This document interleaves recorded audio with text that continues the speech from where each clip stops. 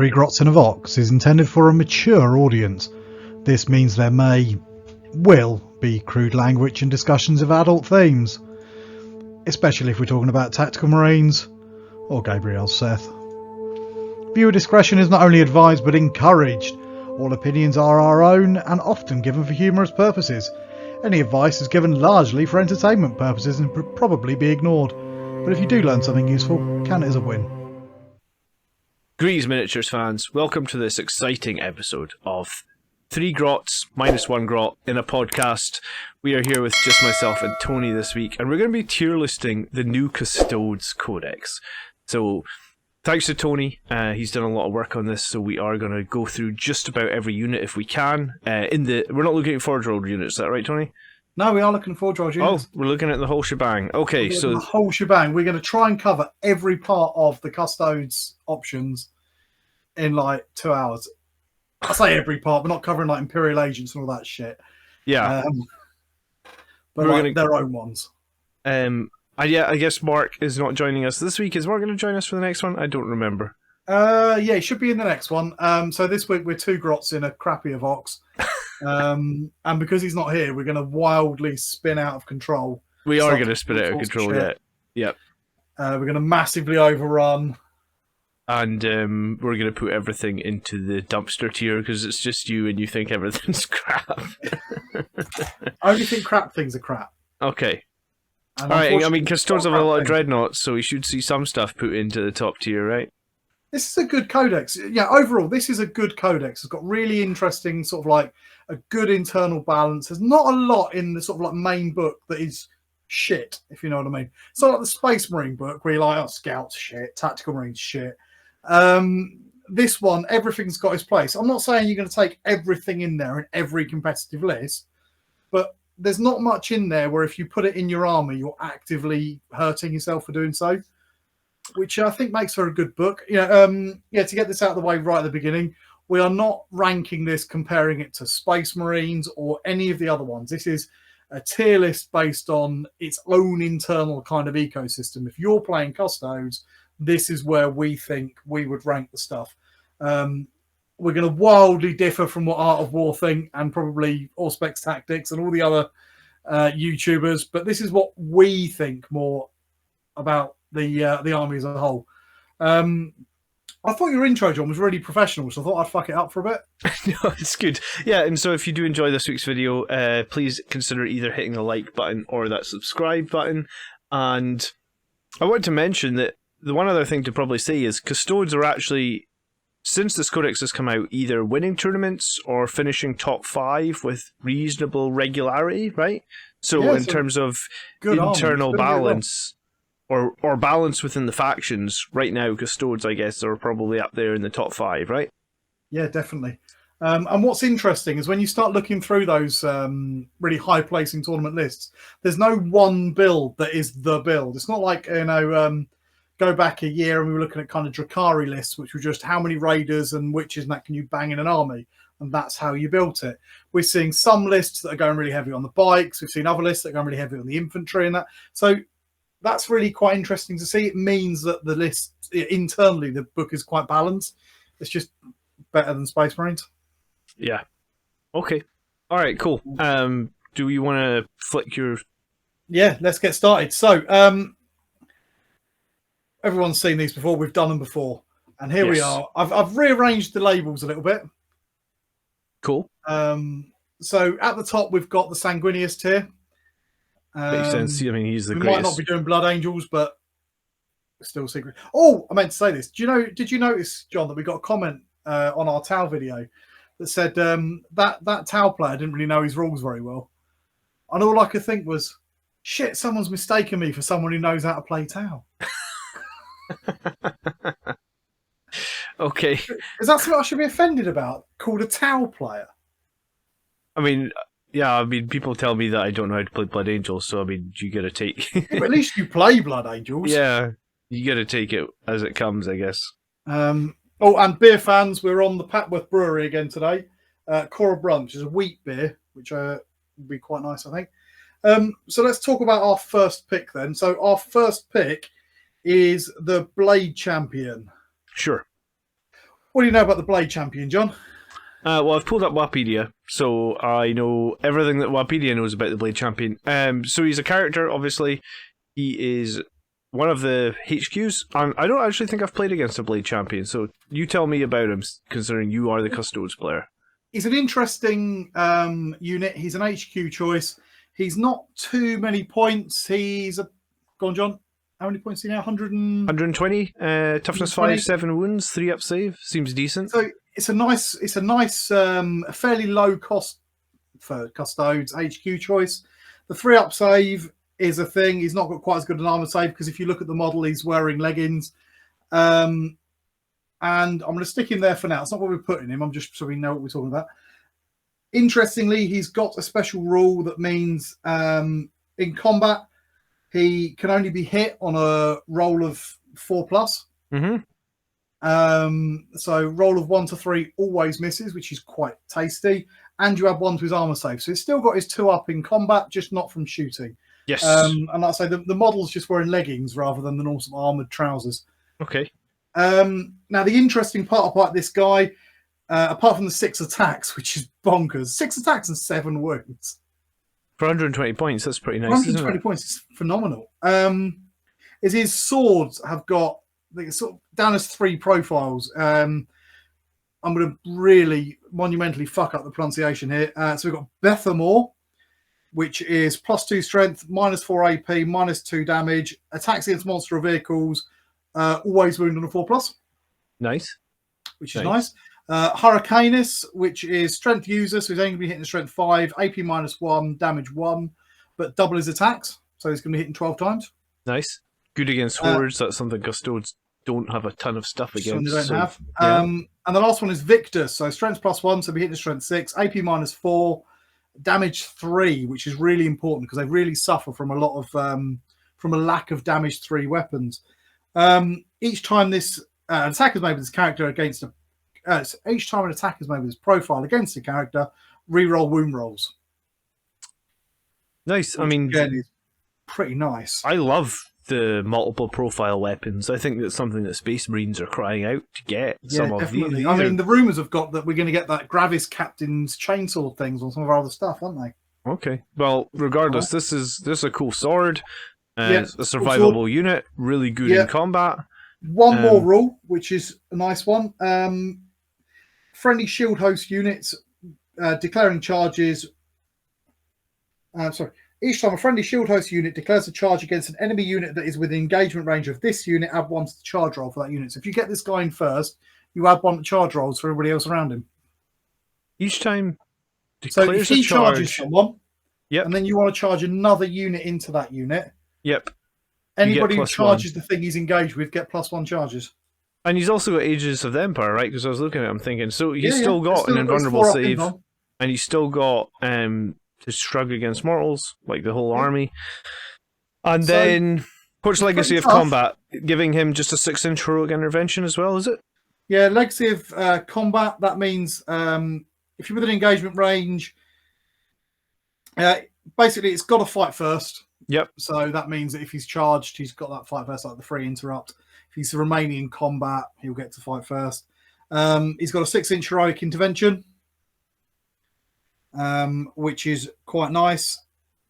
But he has to heroic intervene into enemy characters. It's almost like he's challenging them, right? Yeah, so where is it? This model is eligible to perform a heroic intervention if it is within 6 inches, so long as it ends that move, the closest enemy model within engagement range of an enemy character. It can move up to 6 inches. Other rules for heroic interventions. So really, it's a heroic intervention that's better, but only against characters and that. Yeah. So I mean, it's still good. I think overall, like, it's a decent unit. You just don't see him. I think this guy could easily be placed into an A pick. Like, I'm trying to compare him to, like, I'm thinking of him against the Space Marine. What is it? The company veteran, the company champion. This guy seems like he's got 1 more toughness, he's got 3 more wounds, he's got a better armor save, his sword's just generally much better with all the multiple profiles.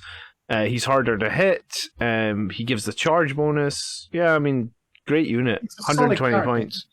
but we just don't see him. And the reason we don't see him is that you're fairly limited on your character slots. Mm-hmm. And whilst he is better in combat than, say, a shield captain or something like that, he doesn't bring any real buffs to the rest of your army. Yeah. He's just a pure combat monster. And your whole army is great in combat. So he's not really bringing anything that your other units can't bring, and they bring a bit of utility as well. Okay, I think that's why we're just not really seeing him. Then you don't really need a character-killing character, or in this kind of army, your whole army can do that.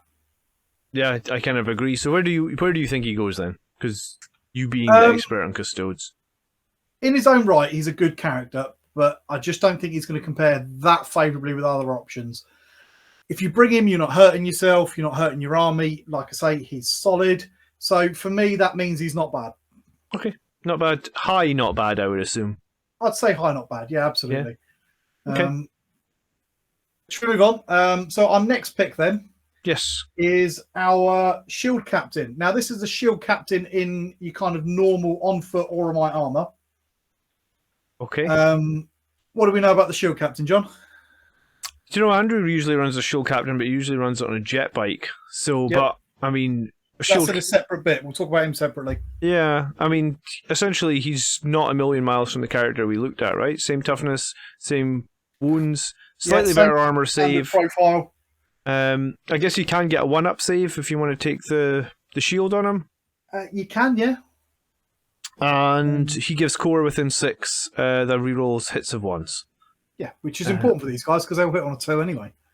Yeah, armed with a Guardian Spear gives him rapid fire, strength 4, -1, 2 damage, or in melee, that's +2 strength, -3, 2 damage. So I guess the one weakness, I suppose, as you said, is a 2 damage weapon, meaning, slight problems, I guess. Things that are going to... -1 damage. In some ways, to me, this guy suffers from the same problem that the last guy did, in that what he does very well. He gives reroll 1s, which is important. You haven't got that many sources of rerolls as a custodian. He's very good in combat. He's not the specialist, but he's still got 6 attacks with that Guardian Spear, or you can give him the axe if you want to give him strength 8, which is pretty brutal. The Captain Commander traits can be quite nice for this as well. I don't know if you've got them up there on Wikipedia. Captain Commander traits? I do not think I do. I just see stratagems. So Captain Commander traits are like paid upgrades for these guys. Mm-hmm. Unlike other armies, things like that, you don't have like a bank that you can upgrade anybody to. Each one of these shield captains has got 3.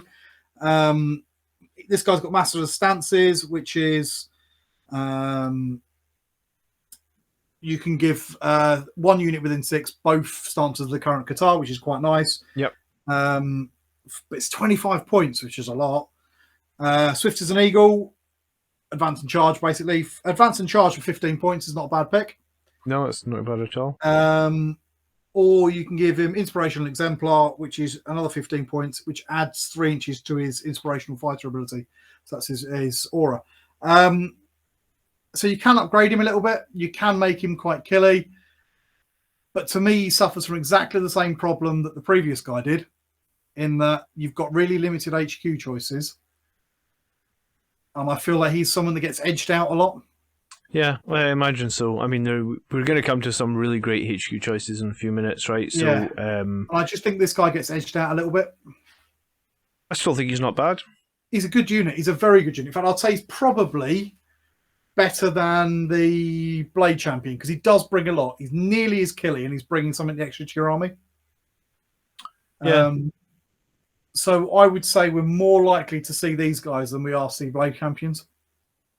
Yeah, I mean, both are very, very similar, actually, in terms of survivability and, like you said, losing a little bit. It's not really Hero Hammer anymore, is it? Auras and stuff tend to have more value than like a 1 extra damage on your weapon here and there. But yeah, I guess this guy's not bad as well, right? Yeah, I'd say he's not bad. Is he better than Blade Champion? We're chonking away through these. Let's keep it up. So next one then, sticking with the shield captains. My favourite.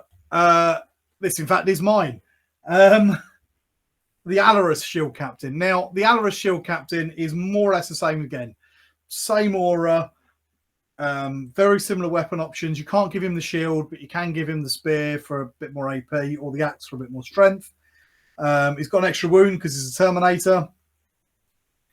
And he's got that ballistus grenade launcher, which is pretty tasty, actually. It's an assault D3 blast weapon, strength 5, AP -3. It's a really weird grenade launcher.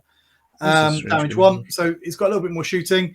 Plus whatever shooting's on his axe or spear or whatever you choose to give him. But really, you're taking this guy for the Praetorian Plate, which is that kind of teleport across the board heroic intervention, which has been FAQ'd now. It is a heroic intervention. Yeah, so this is the shunt captain that people talk about, essentially. Captain, here's a question. He's got teleport Homer as his keywords. What does that let him do? That means that he can teleport to a Vexilla.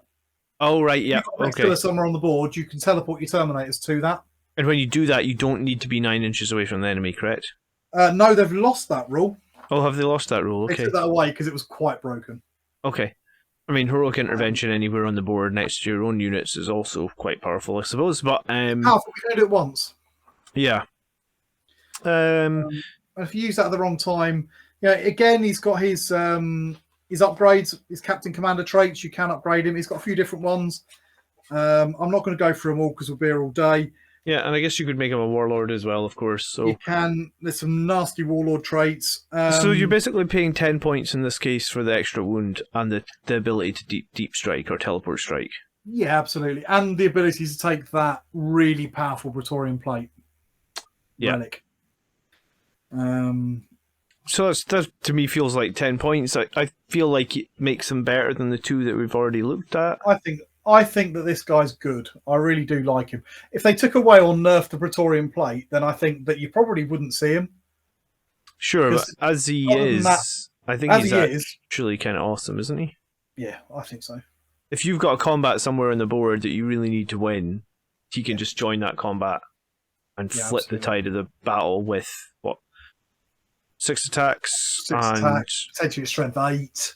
Yeah, damage 2. When exactly does that heroic intervention happen? I suppose it would happen at the start, like during the charge phase. So he'll be in place for the fight phase. It basically works exactly like a normal heroic intervention, except you haven't got to be within 3 inches. You can be anywhere on the board. Yeah. So basically, if let's say you really needed a core unit to do more damage, then he can just join them and the aura's there.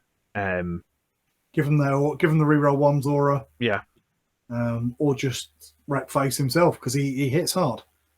Yeah, nice.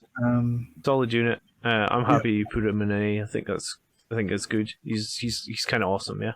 Yeah, I think so. Okay, next one then is our Dawn Eagle jet bike. Now this is the captain, the shield captain that I reckon we see probably the most. Yeah, this is the one that friggin' kills me all the time. Yeah, I'm aware of this character. Brilliant. You stick him on a Dawn Eagle, give him 14-inch movement, toughness 6, 9 wounds. If you're playing Crusade, I know we don't really talk about Crusade, but if you're playing Crusade, you can upgrade a character and give him an extra wound. Don't do it to this guy because it means he's targetable. Yep. 9 wounds, toughness 6 worse. is really nice. Bonkers, isn't it? Same 6 attacks. Yeah, and Interceptor Lance, +2 strength, -3 AP, 2 damage, but +1 to wound. Yep. You can give him Tip of the Spear, which is his Captain Commander update for reroll 1s for wounding and hitting. Because, of course, now this is important. They don't benefit from their own auras. Yes.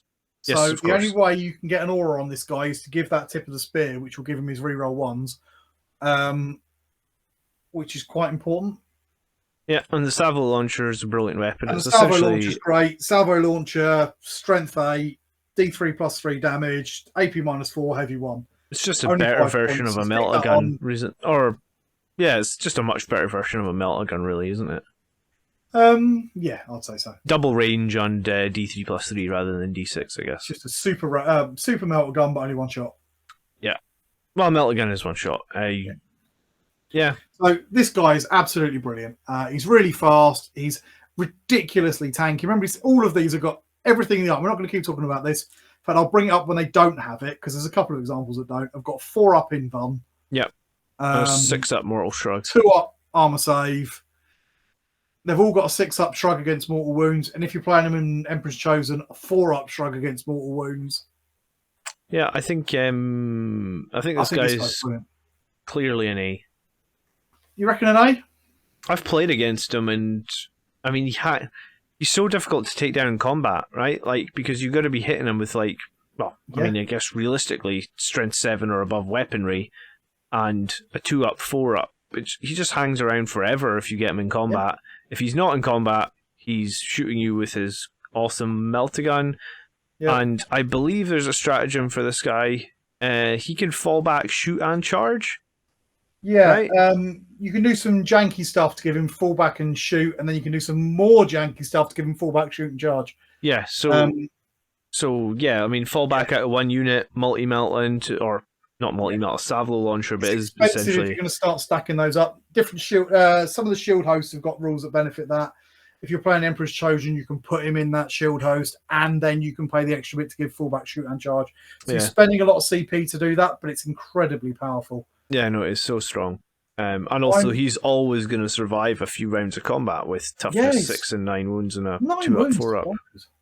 160 points. 5-up, feel no pain. I was going to say 165 points with a Savile launcher. You think he's well balanced at that? I think he's very powerful. I'm to be honest, I'm leaning towards Sanguinius here for this guy. Yeah, I'd be happy with that. I mean, I know he's incredibly powerful. I think. Well, a Space Marine captain with a Thunderhammer and the Infernal Pist on a bike is 1 less toughness and 3 less wounds, and he's the same 165 points. Yeah, he doesn't. Yeah, and that's without his Captain Commander upgrade as well. So he's actually, because you're going to put that on as well, so he's going to be about 180 points or so. Yeah. Once you put that on there as well. So he's 180 points. He's very, very powerful. He's aggressively costed. Yeah, I mean, a few things in this list are aggressively costed, but yeah. Definitely didn't need that points drop that he got. All right, he's in Sanguinius tier. What's next? What's next is TJ himself, Trajan Valorous. Do you want to just put him in the top of A and B, or the top of S and be done with it? I mean, yeah, I think so. We could probably say why we're putting him in top of S. Toughness. He's got damage 3 weapon, which again is really rare, and 6 attacks, and 8 wounds, and a 5-up in shrug, and a 5-up feel no pain. If he's your warlord, you get 2 additional command points. You get 1 additional command point. Sorry, but he's got 2 warlord traits. Yeah, if you put him as your warlord, which you have to do if you put him in your army, you gain a command point. You gain a 5-up command point regeneration. Yep. You gain his ability to rearrange your katars, which is a bit complicated and not that useful, but hey, it doesn't cost anything. You get it for free. And then in addition to that, he's got... His aura is so much better as well, right? His aura's excellent. It's reroll 1s to wound. It's the only source of reroll 1s to wound other than the Custodes equivalent of your Dreadnought strat to give you that. Yeah. Whatever that is. Wisdom of the Ancients, their version. And then he's got Moment Shackle, which is crazy. Moment Shackle, yeah. Basically, once per game, he can either fight first, reduce the damage of any incoming attack after the saving throw has failed to 0, or fight for a second time in combat with, like you said, 6 attacks with that lovely 2x strength -3, 3 damage weapon that has no -1 to hit. You know, a lot of the time when you have 2x strength weapons, they have -1 to hit. This one does not. It's a fun on that one. It is a 2x strength weapon, but it is a special. It's a relic. Yeah. So, and he's also got 6-inch heroic, basically. Yeah.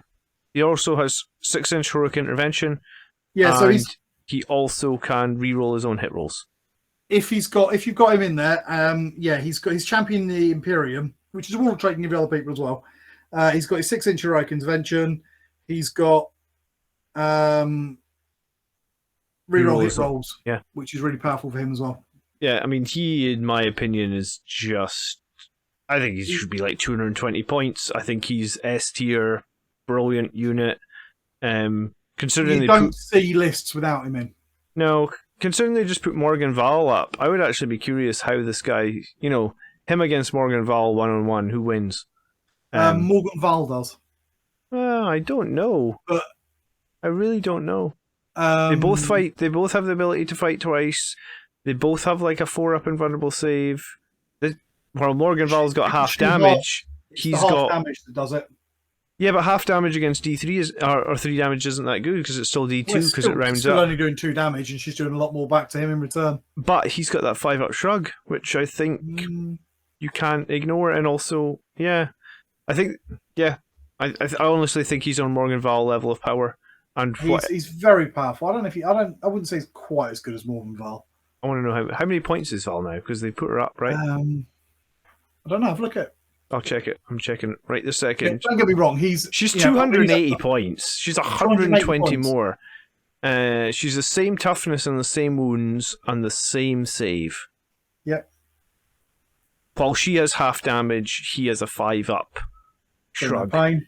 But a 5-up shrug is literally only 1 point off the dice less than half damage if you think of it that way, right? Yeah. So, And then you've also got that shooting ability as well, which is quite powerful. And I think her aura's slightly better than his. yeah, slightly better, but She's got overall- reroll hits and wounds just Within full stop, 6, for yeah. everybody. But still, 120 points difference between the two of them seems That's a like a lot. lot. He didn't need his points drop. I think at all. I think he'd be competitive at 200 points, honestly. Maybe even 220, like I said. I don't know if 200, but 200, I think you'd probably be still. I think you'd see him, but I don't think you'd see him very often.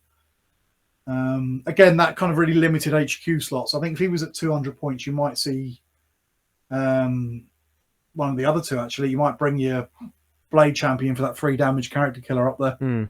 Maybe. Regardless, he's definitely top tier. At the moment, as he is, he's absolutely...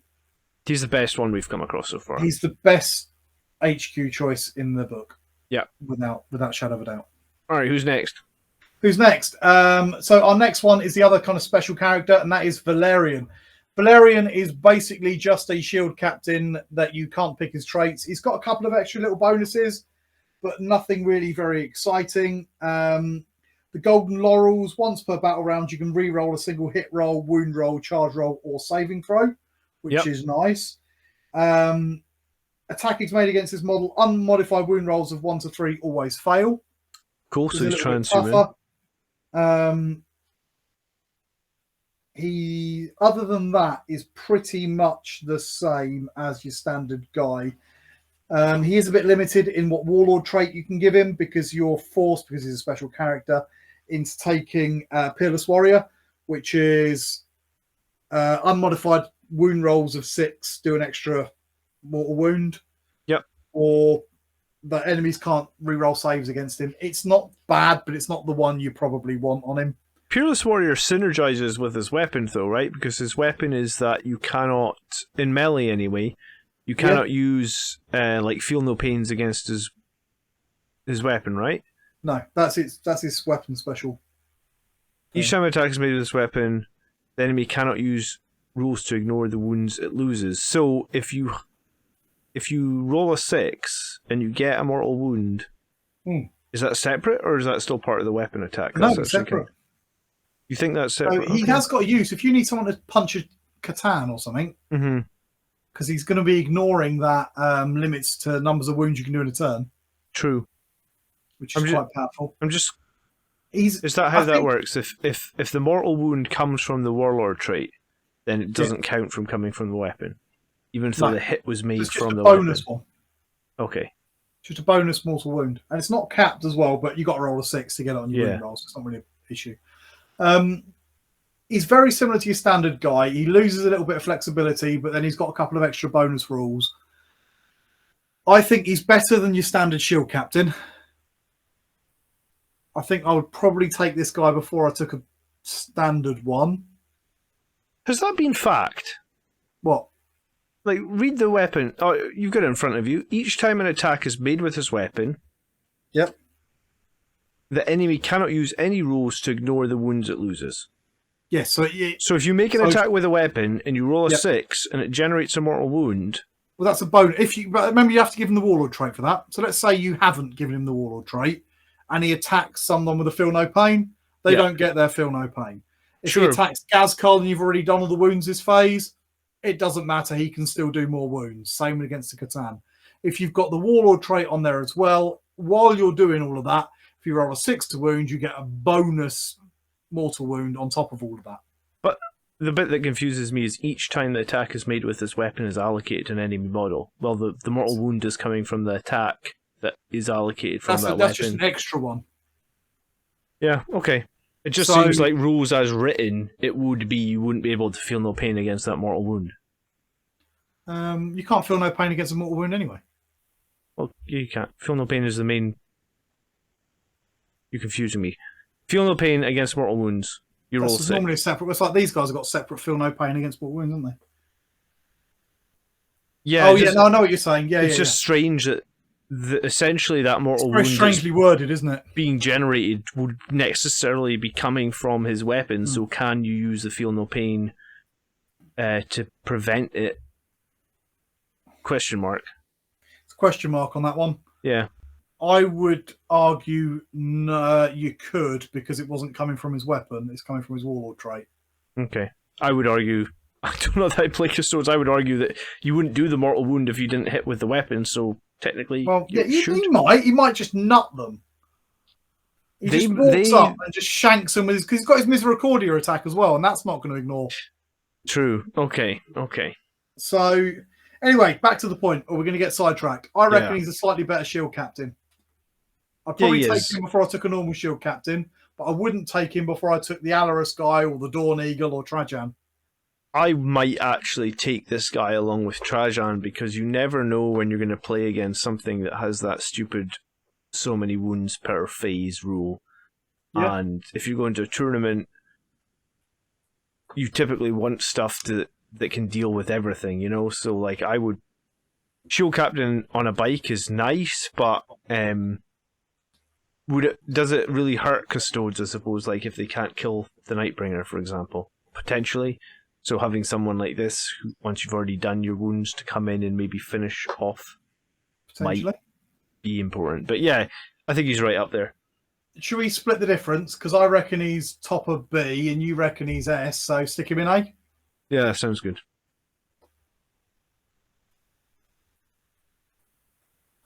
Better or worse than the Alarus?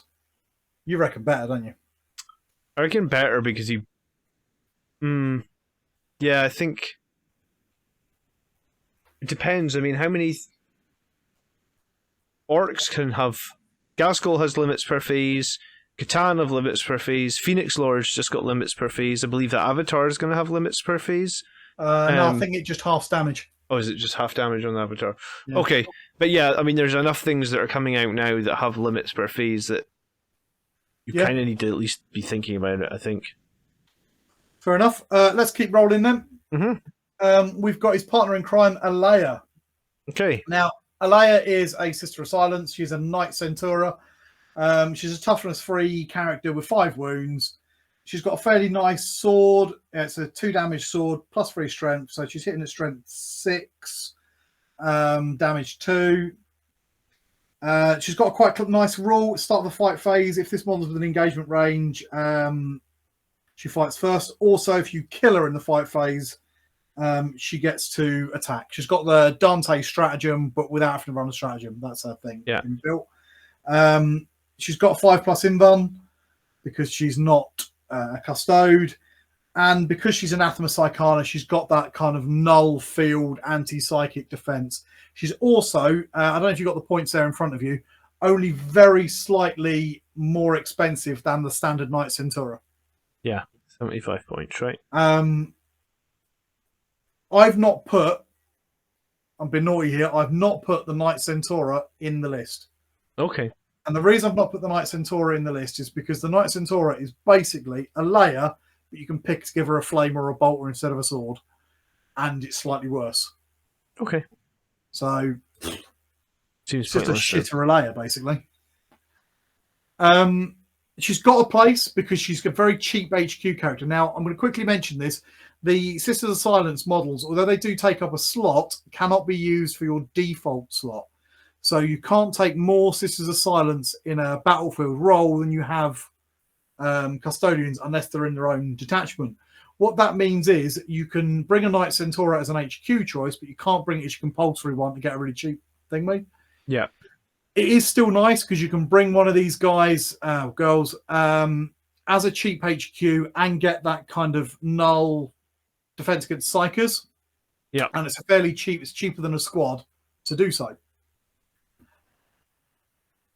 I don't think we're really going to see them, though, that often. I mean, the fact that the whole army has essentially a 6+ against mortals in some way limits psychic strength against them anyway, right? A little bit. Just For typically me also, psychic is all mortals. the other Sisters units have got an additional bit of utility because they're action monkeys, basically, for this army. Sure. Whereas she isn't. She's not that good in combat. You know, strength 6, damage 2. Got a fair bit of that. Yeah, I mean, if you just had 75 points, you could throw her in there, but I think she's a B place at best. I think so. I think I'm tempted almost to drop her down a bit. I think her points costs make her B. Yeah. Just 75 points. She is very cheap for what she does. 5 wounds, gets to fight first. Yep. Strength 6 -3. But I mean, it's toughness solid. 3, 5 up in Bun. Yeah, but the points make up for the toughness, the low toughness, I guess. All right, yeah, I'll go with that. Let's keep shuffling then. Okay, so next up, we've got our Alarus Custodians. So these are our humongous Terminator daddies. They are Custodians in Terminator armor, except that they're a bit quicker because they've got movement 6. And they've got an extra wound, which means that their wound's 4, which is quite nice. The other big thing about these guys, they're grenade launchers. We've mentioned them before, gives a little bit with a blast rule, gives them a little bit of anti-infantry punch, which is a bit lacking. And their access to axes gives them a bit of strength 8, which again is quite useful for them. They do have a little bit of a lack of really high strength stuff, although it's still only damage 2. Their real special thing is that you can run them in units of 1 to 6, so you can bring a unit of 1, which is really nice because you can just drop one down in the backfield. One model is quite easy to squeeze in places to try and charge and tie up a tank or something like that. They're pretty damaging. They're kind of like the squishier but more damage orientated custodian unit, which seems weird for Terminators. But because they can't take the shields. Yeah, they're an interesting choice. I mean, we talk about engaging all fronts. Would you run squads of 3 of these? You could do. It's risky though, isn't it? Because you lose one and suddenly you can't get it. True, but I'm trying to decide because if you compare them to, like, let's say Marine Terminators, +1 toughness, +1 wound, but you're paying quite a bit of points for that. You're paying about 20 points. I mean, better weapon skill, ballistic skill, sure. Better leadership, sure. They're still only damage 2 weapons. Mm-hmm. That's maybe what lets them down a bit, right? I think it lets them down. I think personally, I think those axes should have been damage 3. They're only AP -2 as well, so they're not that good at cutting through armor. So they are very, very good. I can't take that away from them. They're very fast. Unleash the Lions is a hilarious strat, meaning that you can turn a unit of 6 into 6 units of 1. Yeah. Which is very, very handy. Costs a lot of CP to do it with a big unit like that, but it's very powerful. We're not seeing them really in tournament lists. A lot of people are very excited about them when they were coming out and talking about how good they are, and they are really good. But we're not seeing them in the tournament lists because they're not as survivable in a lot of ways as your Custodian Guard. They are at quite a lot of points. You're paying 15 more points for slightly better firepower, basically, and an extra wound. And the ability to losing the ability to take a shield. Yeah, I mean, I think they're not bad. They're good, but I don't think they're great. Yeah, We're going to have so many comments about this unit where we're told how much better they are than Blight Lords. All right. I think they're a B. I think they're a B as well, to be honest. We're just not seeing them. If you want really tough infantry, you bring Custodian Guard, which we'll get to later. Yeah, I think they're just, for me, they're too expensive at 60 points per model. I think that's fair. I think that's what they should cost. They had a points drop to 60 points. What were they before? 65. 65. And that's fine. But maybe I think that's probably what they're worth, but you're just not seeing them because our other options for really competitive play, I think, are just a bit better. Unless you've got a really important kind of strat in mind with their deep strike. Yeah, I think the thing that bothers me the most with them is the 2 damage. Yeah. We've seen so many... Every bloody army now has -1 damage. And apparently knights are now going to get -1 damage if the leaks are to believe true as well. And the thing is, when you've got a unit like this, with all 2 damage stuff, same as the Sanguinius Guard, they're just neutered by -1 damage. So it's a damage-dealing unit that suddenly does half damage in combat. Yeah, they become terrible. Or they They're don't not become terrible, but I mean, they become, like it's a 60-point model that's really worth a 30-point model now because it can only do half its damage. So, yeah, B. Let's move on. These guys are B. Yeah, we're going to move on because we're going a bit slow, aren't we? We need to speed up. Okay, so the other version of the Terminator. So this is the Aquilon Terminators. Now, these are the guys I've got in the background, actually, for my image here. And they are the older 4-year-old ones, the resin ones. Now, they are, to be honest, the problem with these is they cost far too many points. They're 70 points each. You pay an extra 10 points for this guy. The stat line is exactly the same. They've got a slightly different weapon. Their standard weapon is the basics of Power Fist, but it doesn't get -1 to hit. But you are getting the Strength 10 Power Fist with AP -4, which is nice.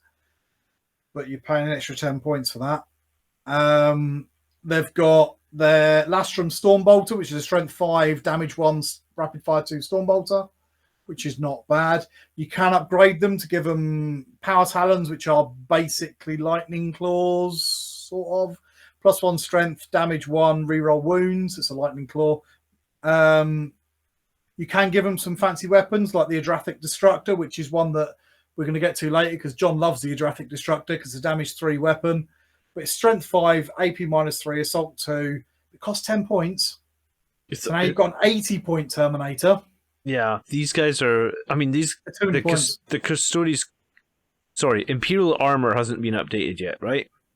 Well, it has been, and just not enough, basically. Did these guys get new points based on Imperial Armor? They didn't get any drops at all, which now, because they're 10 points more at base before you put any... they've got a Fire Pike, which is basically strength 6 flamers you can give them. It's cool. It's brilliant. 10 points.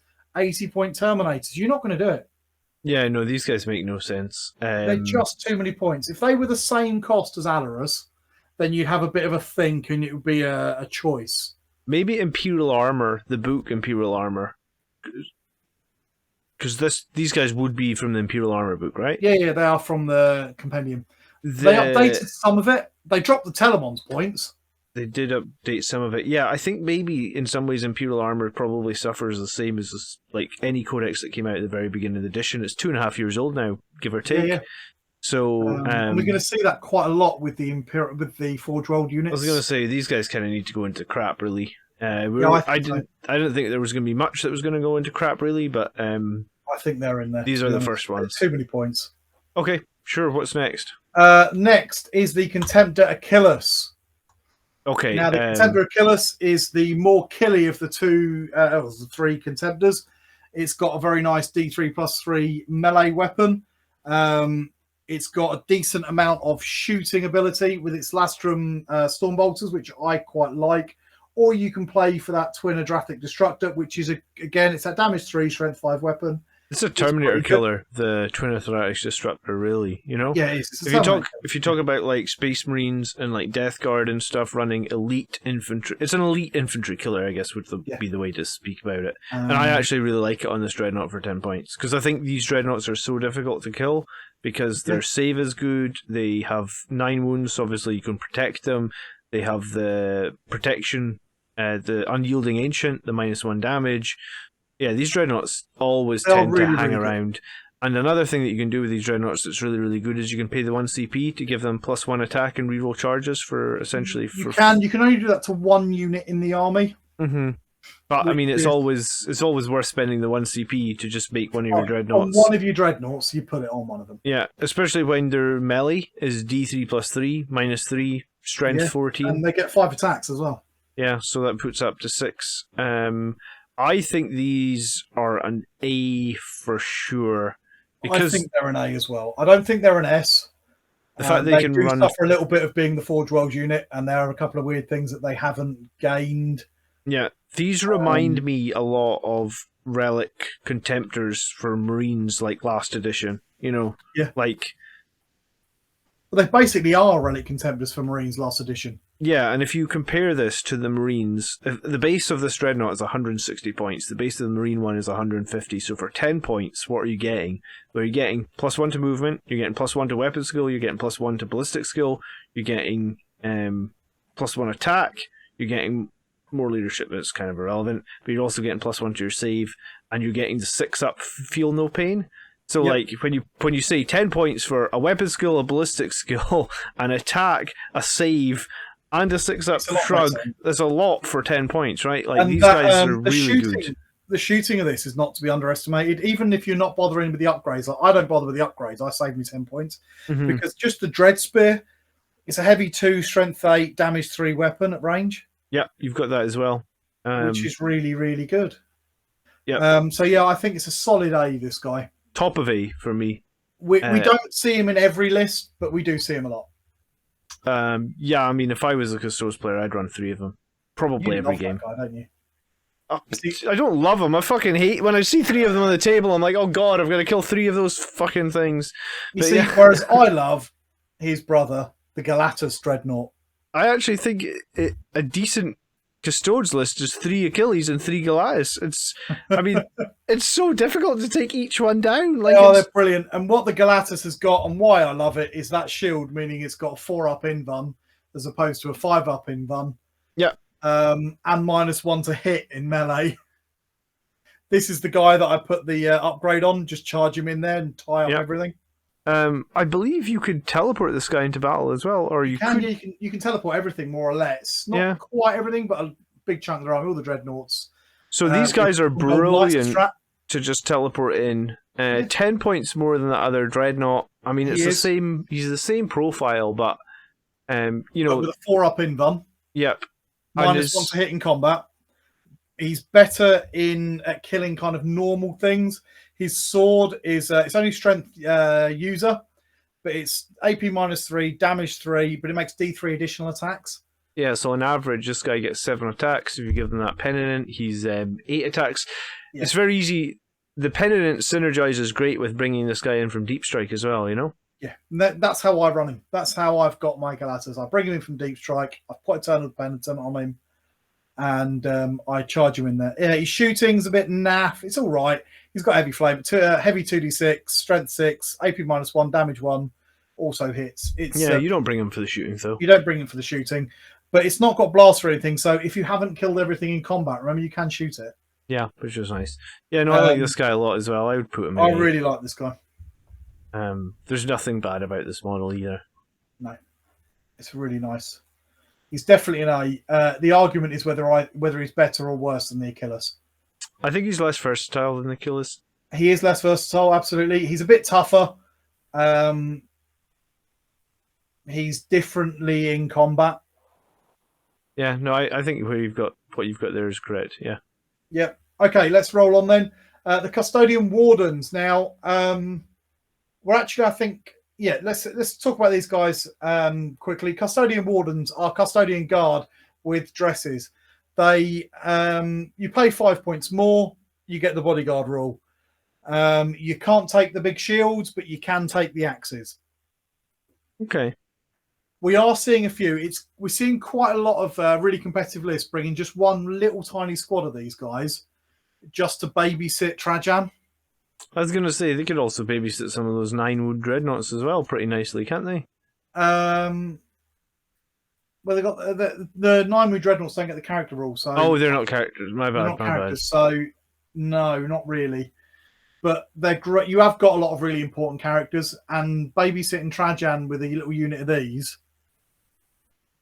and then letting him heroically intervene 6 inches away and smack things in the face.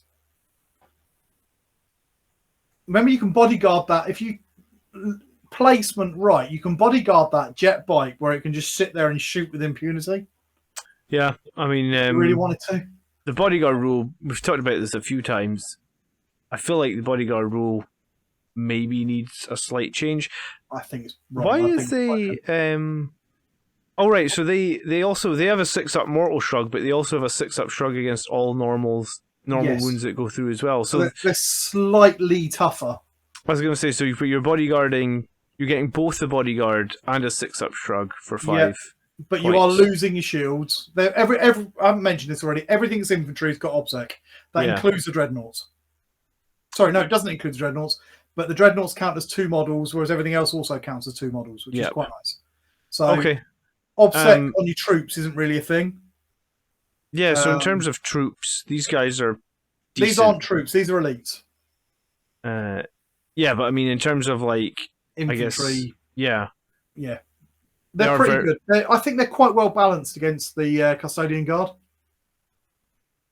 We're not seeing more than 1 unit, and we're not always seeing 1 unit. Yeah, I mean, if you're bringing Trajan, you need him across the battlefield. It seems like 150 points kind of guarantees that. And we know how deadly he is in combat, so I think they're pretty good, but like I said, I don't think they're an auto take at all. Okay, where are you putting them? For me, they're kind of top of B. Okay, I'm happy with that. Got nothing. Okay, let's roll on then. The regular Contemptor. I think this mainly suffers from being not one of the Forge World Contemptors. And where does the regular Contemptor sit? Sorry, it's an elite? It's an elite, same as Contemptors are for Space Marine. It's called Venerable Contemptor Dreadnought, my bad. Venerable Contemptor, sorry. It's an elite. It's got the same 9 wounds. It's got an extra point of movement over the Space Marine version at movement 9. It's got a 2-up save, which is nice. It's got Unyielding Ancient again. Sorry? It's got Unyielding Ancient again, I guess. It's got Unyielding Ancient. They all do.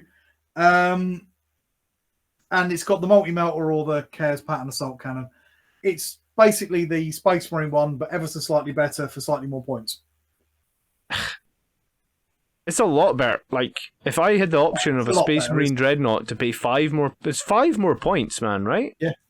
And you're getting +1 weapon skill, +1 ballistic skill, plus like 2 leadership, +1 save, and a 6-up shrug for 5 more points. I mean, how's that bad? It's not bad. And I think the main thing it suffers from is not being one of the Forge World ones. Yeah, true. I mean, as someone that loves Dreadnoughts, why aren't you running 3 of these, 3 of the Achilles, 3 of the Gladys, and then just... Because you've seen my list, and it's got 9 Alaris Terminators and 2 Telemons in it. I think this is... I mean, I like the Contemptor. It's a good choice. I think it's We're a good only not Dreadnought. seeing it because we always see the Galassus or the Achilles instead. Yeah, no, I think it's 100% it's a good choice. Yeah. I don't think there's much more we really need to say on it. I think it's a B, but only because it's just not as good as the other 2. It's the same with like the Blade Wizard or Blade Champion, sorry, and the Shield Captain and that. It's a good choice, but it's overshadowed by its others. Yeah. And that's it. That's the only thing really down with it. It'd be nice if it had some more weapon options. I'm not a fan of the multi-melter. It's too swingy. And I'm not a fan of the Cares Assault Cannon because it's a bit shit. Yeah, I mean, it's an infantry killer, and if you doesn't have enough shots. Heavy 6, strength 7, AP -1, damage 1. Yeah, but I mean, you're not going to get rid of that Dreadnought for 3 or 4 3 or 4 turns of shooting. It can do a bit of work. 5 attacks again as well. I mean, yeah, I mean, I like it. High B is fine, but I think it's just not as good as the other 2. Yeah, that's it, really. I mean, we haven't had any real salt in this video yet, so let me inject some and say, why the fuck is this only 5 points more expensive than the Space Marine one when it's like, I would say like it's none of them 30. get Martial Legacy either. It's 30 points better, right? Yeah. Oh yeah, no Martial Legacy as well. But I mean, the regular one doesn't have Martial Legacy for Space Marines, so No, only the Relic one does. but yeah, this is 30 points better than the Marine Dreadnought, easily. Maybe not 30, 25. 30 points better. I'll go maybe 15 better. We're going to have to agree to disagree. There's a lot. 1 weapon skill, 1 ballistic skill, 1 attack, 1 save, and a 6-up shrug. Like 5 things. No, he doesn't have the 6-up shrug. Oh, he does? apart from his... Oh, no, he does. Yeah, sorry, yeah. He does, yeah. Yeah. There's a lot more for 5 points. It's a good unit. It's a good unit, yeah. Okay. Let's roll on. Yep. Where's next? Our next pick is the Vexilla. Now, we've got 2 Vexillas. This is the one that's based on your Custodian Guard, which means you can give him a shield, as he has in the picture, which is quite nice. The Vexilla is a support character. It's an ancient that actually has some value. Mm-hmm. I really like these guys. I think they're really quite handy. We are seeing at least one of these in most lists. You got a choice of Defensa, Magnifica, Imperius. Magnifica gives you dense cover if you're within 6 inches. The Defensa gives you light cover if you're within 6 inches. And the Imperius gives you +1 attack, which is really powerful as well.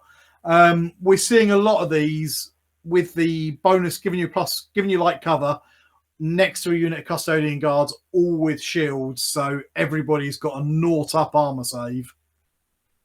Yeah, I can see that being good. I can also see the +1 attack being really useful. +1's really, attack's really useful, especially if you've got something a bit punchy near it. I prefer to put that on the other Vexilla, that we're going to talk about in a second.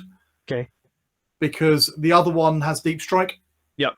So you can put that +1 attack where you need it, whereas this guy doesn't. He's got to walk up there. So I find he generally ends up walking about with your Custodian Guard to go and hold the midfield. Okay. I think he's really good. I think he's an A. Yeah, I mean, he's still survivable. 5 wounds. Sorry, 6 wounds, toughness 5. And you can give him that shield for a 1-up save. Yep. I mean, the only thing you would have to watch if you start including all this is you don't make it too easy for the enemy to pick Assassinate against you, but I don't think it's a big deal. It's still only on 4 characters if you bring a battalion or whatever. Yeah. I mean, based on secondaries being a lot harder, it seems now, to score in general in Nachmund. Yeah. I guess, like, if there's a secondary where you've got 13 points to give away, that's actually probably kind of bad. But, yeah, these are bloody tough characters, though, aren't they? Yeah, they're all tough. Every single one of them is tough. Really tough. I think Assassinate against Custodes could be a bit of a trap. It could be, yeah. I mean, especially... he obviously doesn't benefit for the core himself. No. For the banner, right? He's not got core himself. But he is a character, so he does get... He's a character, because the banner affects him, yeah. But he doesn't get, like... You can't get reroll 1s or anything on him. Sure, but I guess you can... He'll be on a 0-up save as well if you give him the shield and the... Yeah, I think then he's reasonably high up in A, I guess, right? Yeah, I think he's very good. I think we're seeing him a lot. In fact, we're seeing him more than the Alarus captain at the moment. Yeah. Speaking of, we've got the Alarus banner. It's exactly the same except it's Alarus, which means it's got a better gun, but you can't give it shield. Yep. And it's got that deep strike ability. That deep strike ability is really useful if you're going to give him the +1 attack, because you can bring him in near something that wants +1 attack. The only thing to remember with that is it's only a 6-inch range on that, and if you're trying to bring him in to buff a unit that's in combat, he can't, because he's more than 9 inches away. Okay, hold on. The previous one can be equipped with... The Guardian Spear can be equipped with one of the following. Okay, so it's the shield or an axe he can have. Yeah. You can't give it. If you give him the shield, you're giving away his melee weapon, apart from the Misericordia, which everybody gets for free now. Yep. And then that was... Misericordia is not rubbish, though. No, it's not rubbish. AP -2. Yeah, and then with the Alarus Captain... The Alarus Captain... He's got no weapon to give away. Sorry? He's got no weapon to give away. He's got no weapons. He doesn't need it, though. He's got his Midoricordia and he's got his grenade launcher. Okay. So you can't give him the axe, no. So he's got his grenade launcher, which means he's a bit better at shooting. Yeah, so I think both are fine. I think we're not seeing the Alarus one much, to be honest. I was going to say, I think I prefer the one we just looked at because it feels like a more reliable play. You know, like you just put your guys on a 0-up save and you just march them across the battlefield. We're not really seeing that Alarus one. They've got a really cool relic for that grenade launcher called Obliteratum, which is like a strength 10 grenade launcher thing that you can give him, but it's only one shot. It's not that good. It's just fun. Okay. Like a lot of the sort of gun relics you can get. Okay, so I think he's maybe somewhere middle of not bad. I maybe put him above that. I think he's probably better than... Yep, than Illyria. Yeah. Yeah, I think it's around there somewhere would be my... Okay. Okay, let's keep going then. So, moving on then, we have got our elite sisters. Now, Vigilators, that's the one. I'll get there in the end. Now, these are the sisters with the melee weapons. They've all got the Great Blades. That's damage 2, strength +2, AP -3. They are an elite's choice. They are relatively cheap. I don't think we're ever going to see them. The only reason to see them would be to do something like retrieving NAC1 data. But then you'd bring a cheaper unit with guns. Because they're an elite's choice, which you're short of anyway. Yeah. They're not that cheap compared to the Bolter version or the Flamer version. They don't have the scout move that the Flamer version gets. They do still have the anti-psychic shenanigans that they get. You really don't need any strength 5, damage 2 weapons in your army. You've got quite a lot of them. Yeah, that's true. Yes, you can put them in a cheap Rhino if you want. Which is another thing I've not put on it. It's a Rhino. Yeah. They're crap then? Very good. 14 points per model. You would need 6 of them to do NAC1 data, which is 84 points. So yeah, they're crap really, aren't they? I think they're crap. I haven't seen a single sort of like tournament list or competitive list running these, and I would never run them. Okay. I just don't think they're good enough. Okay, so we're moving on to troops now, and we've got the Custodian Guard. Now, I've modelled him here with the spear, but most of the time we're seeing these with the shields, and the swords. Mixed squads are good as well with these guys, right? They are, except that if you do run the mixed squad, you lose the ability to use a Presidium Shield Wall strat. Okay, and what is the Presidium Shield strat? -1 hit in combat. Okay. So that means you can have 0-up save and -1 to hit. Nice. Which is just bonkers, isn't it? You can run, and I've seen a couple of lists like this, and you run them in a unit of 10. Everybody's got a shield. Everybody's got the sword, because they come together. The swords aren't bad, actually, because they're a pistol. Yeah. They're a bit short range, but they've got you'd be blown away how much damage these guys can do, even with something like Overwatch. Every single guy is getting 2 shots. 2 shots, strength 4, damage 2. Yeah. AP -1. Seems solid, Unit yeah. 10. And essentially their swords are just basically mastercrafted power swords, aren't they? Yeah. So that's pretty good, isn't it? They're hitting, no, better than Mastercraft Power Sword because they're hitting strength 6. Oh, well, I meant like, the profile is the Mastercrafted Power Sword, but you got +1 strength, AP -3, damage 2. So you're hitting a strength 6, AP -3, 2 damage. They're pretty good in combat. They've got the fact that the pistols means you can shoot them in combat before they get to do anything. I think these guys are really, really good. We're not seeing any list, I don't think, that hasn't got any in there. Yeah, and I mean, they're also just great at sitting and holding objectives as well. Put 10 of these backed up by Vexilla in the middle of the board. That's the equivalent of 20 of anybody else's troops, because remember they count as double, all with OBSEC, all with a 0-up save and 3 wounds each, and a 4-up invuln, and potentially a 4-up save against mortal wounds. And if they're in combat it's fairly cheap to give them all -1 to hit. Yeah. they're definitely an A, right? I think these guys are easily an A, yeah. In fact, I'm going to put them above the Dreadnoughts because we're seeing these guys more than we're seeing Dreadnoughts. Okay. And that brings me on to the Forge World Cousins. Guess what problem they've got, John? They're too expensive. They're too expensive. Is this the Sagittarium Custodian? No, this is the Custodian Guard with Adricite and Prytherite so they're spears. Adricite and Pyrethite spears. Basically, you can pay a few more points, but the problem is they cost 10 more points base. Yeah. It's the same as your normal Custodian Guard, except it costs 10 points more before you start. And it's got the Adricite spear, which is only +1 strength in melee, so it's not quite as good. Is the standard one +2 strength? I'm forgetting now. I'm having a mind fart. I think yeah, so it's not as strong in combat because the standard spear is +2 strength, and these are only +1.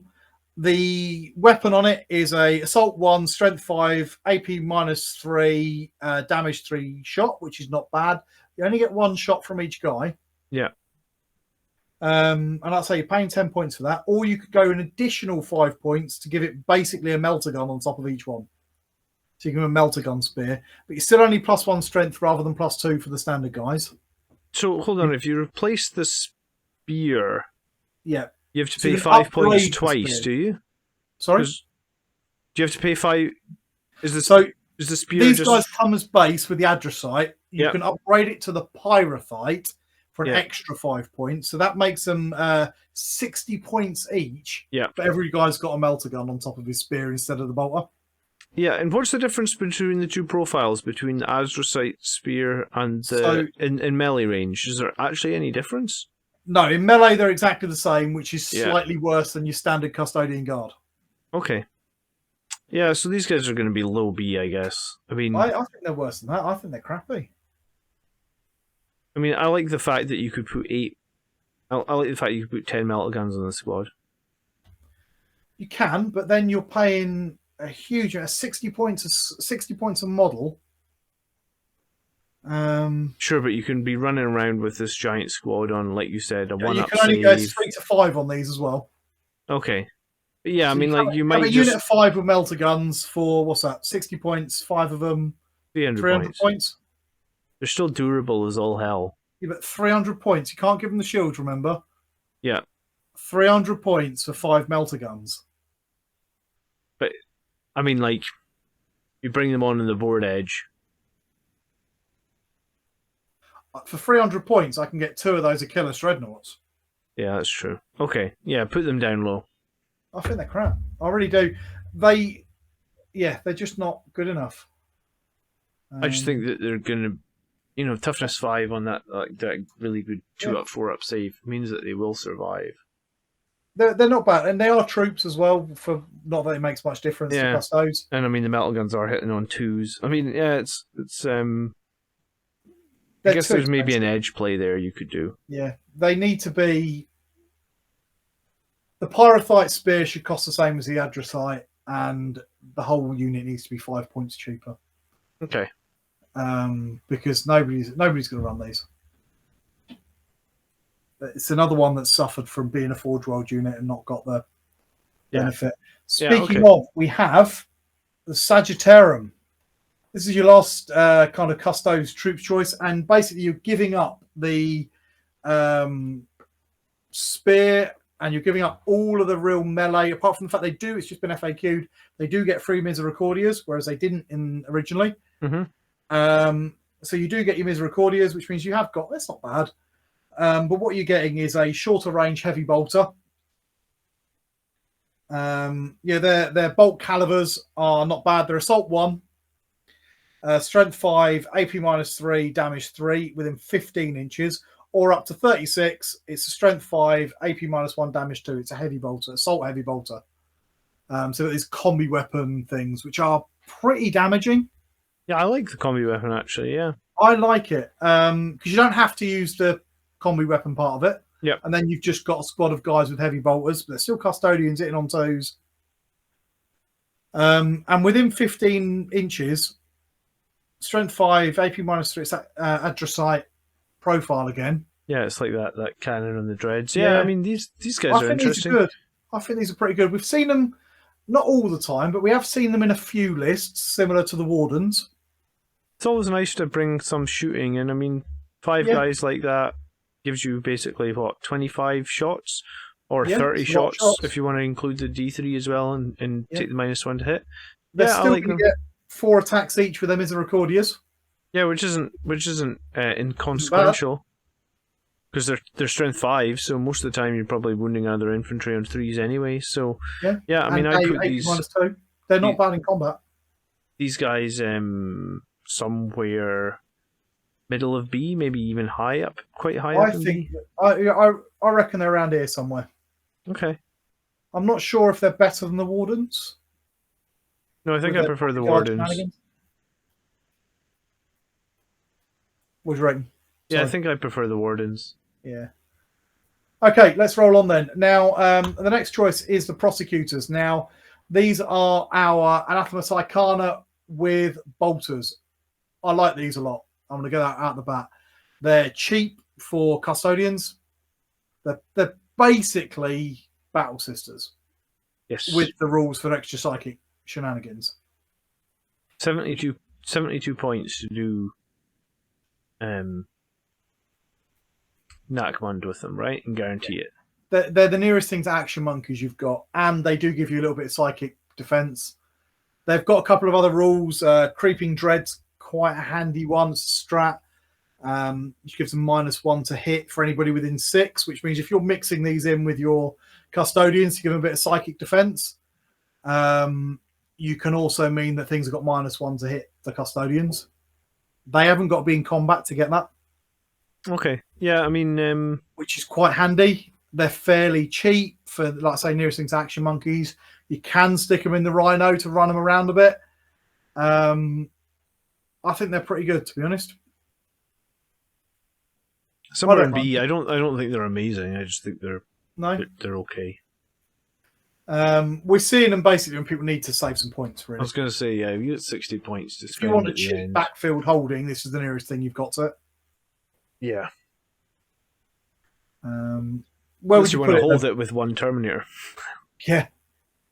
I put them maybe like 3 off the bottom of B. Yeah. So somewhere around here. Yeah. Okay. Now we've got the Forge World jet bike, which has the name that I can never remember because it's really weird. Agamatus Custodian. That's the one. Agamatus does not sound like a jet bike to me. No, it definitely did not sound like a jet bike to me. Guess what problem these have got, John? They'll be too expensive. They're way too expensive. They're 95 points a model. Do you know what?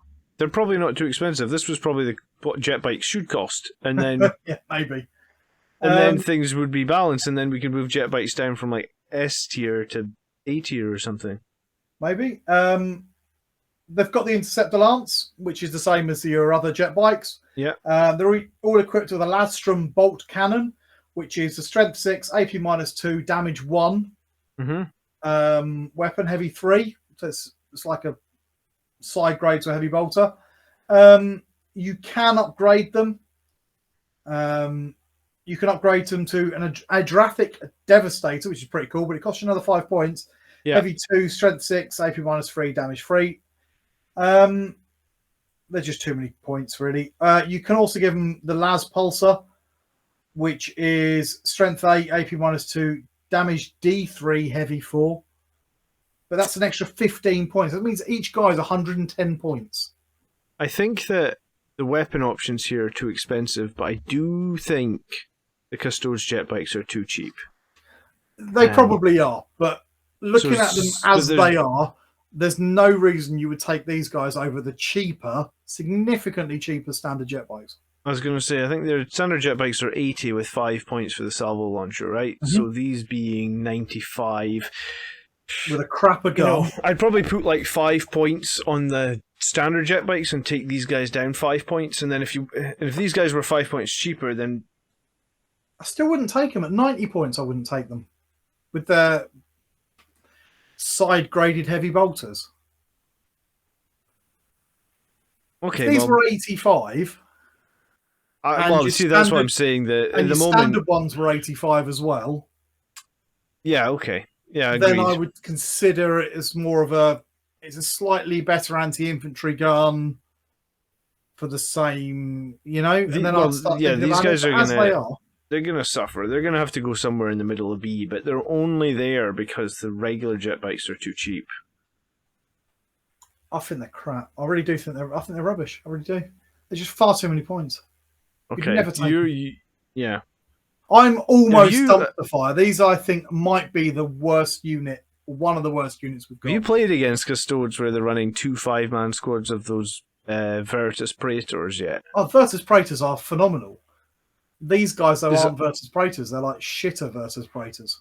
Yeah, but that I guess that's my point. I guess when we come to Virtus Praetors, they're going to be put super high up, but I really think they're 5 points, maybe even 10 points too cheap. They're so strong. They definitely is another unit that didn't need its points dropped. But come on, we're getting off topic. We're supposed to be talking about Custodes today. Not how much shitter your Blood Angels are, John. I know, but my point is that I'm trying to make is like, I think these things are actually not bad. Maybe if they went down, you could make the argument that anything's not bad if it's cheap enough. True. But if I think if the Virtus Praetors were correctly pointed, then these wouldn't seem quite as crap as you think they are. If these guys had a fairly chunky, especially that 15-point gun, which you'd never take. Yeah. If these guys had a fairly chunky points drop and the other ones had a fairly chunky points rise, then yeah, you'd probably take them. Okay. All right, let's move on. Let's move on. So this is the Palace Gravatac. Yes. We haven't seen these much, really, in tournament lists. We've seen a couple of them here and there. I think they're a bit criminally underrated, to be honest, but maybe I'm on my own in that one. I'll tell you why. They cost 95 points, which for a custodian, it's a vehicle for engaging all fronts and that. Yeah. It's got a really decent movement of 16, 8 wounds, toughness 6, 3 up armor, 5 up invuln. It's got a hover tank, so it can. Yeah, you measure the distances from the hull. It's can do some things. Its gun's not bad. It's a blaze cannon.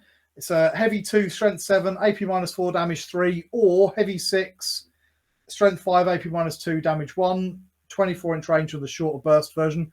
But if you're using the heavy, each time an attack is made with this profile, so that's a heavy profile, against vehicles, reroll wounds. So although it's only strength 7, you've got reroll wounds on it against vehicles.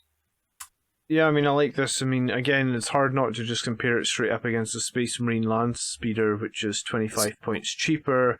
You get, 2 extra wounds, you get an invulnerable save, you get a much more versatile weapon. Yeah, I think it's not bad at all. I think it's pretty good. I think they're a bit underrated. I've picked up a couple of these for my own list. Because I think a couple of light vehicles that you can run around and take table quarters or basically harassment or even sacrificial for Custodes units. Yeah. I think they're quite good. I put it quite high up in B. 95 points, include 2 of them in your army list, stick them in both quadrants. That's very easy for engaging all front points, and their weapons are not inconsequential either. Yeah. I think they're pretty good. Another sufferer a little bit here of Forge World getting left behind the core codex. These guys are your fabulous Hawk boys. They are the Venatari. Now, the Venatari are jetpack guys. They lose a point of armor save. If you give them the bucklers, though, they get that back. Most people are running in with the bucklers. Gives you your armor save back. It's technically a melee weapon, so it's going to be strength 6, damage 1, AP -2, so it's not awful. You can give them Misericordias, which is a similar thing. But if you give them the bucklers, you give them the Kinetic Destroyer pistols, which are really nice. Strength 6, AP -2, damage 2. Each time an attack is made with this weapon, an unmodified hit roll of a 6 scores an additional hit. Yeah, I mean, they're pretty good. 55 points. They're a bit expensive. They're not, though. They're really not. They're expensive compared to the other things in this codex, rather than they're expensive compared to the balance of 40k in general. Okay, I'd agree with that. 55 points for basically 4 strength 6 minus 2 damage shots. So you're almost, I guess, like 4 out of 5 times, or 4 out of 6 times. 2/3 of the time you're going to score a mortal wound as well out of that. It's 2 shots each. Or do they not have 2 pistols each? No, they got 1 pistol. Oh no, they only got 1 pistol. Okay, sorry, my bad. You can give them the lance, but nobody's doing that. It makes them slightly better in melee, but... Oh, well, then maybe at 50... Sorry? Do you know what? Maybe they are slightly overcosted, actually, at 55 if it's just 1 pistol. My bad, I thought it was 2. Pistol, they're quite quick, movement 12, but you're just not really seeing them. They are infantry, which means they do get obsec, unlike the bikes, which don't have obsec. They could probably actually be 50 points per model. I think they should be 50 points. I think 55 is too much. They don't do a lot of damage. They're not that good in melee. The pistols are not bad at strength 6. Shot. Yeah. I think I could agree with that. I think these guys are probably 5 points too expensive. So right now they're probably very low B or high C. I think I would go high C at the moment, I think. Okay. I don't think we're not really seeing them. We see the odd one because it is handy to have some jump pack troops. Yeah. But yeah, I just don't think they're quite there. Next up is your absolute favourite, the Virtus Praetor. Should I just dump it straight in S? It's the best unit in the Codex, in my opinion. They are absolutely brilliant. Every guy's got 5 wounds, which is a good number to have. They're too difficult to kill, and they do too much damage. The only thing that I can think maybe is they're not great against -1 damage targets. That's their only weakness. Which is basically the weakness of the Codex. Yeah, but that's also, like, I'm not sure how I feel about, like, it feels to me like when they try and make something stronger in 9th edition, they're just like, well, we'll just give it -1 damage.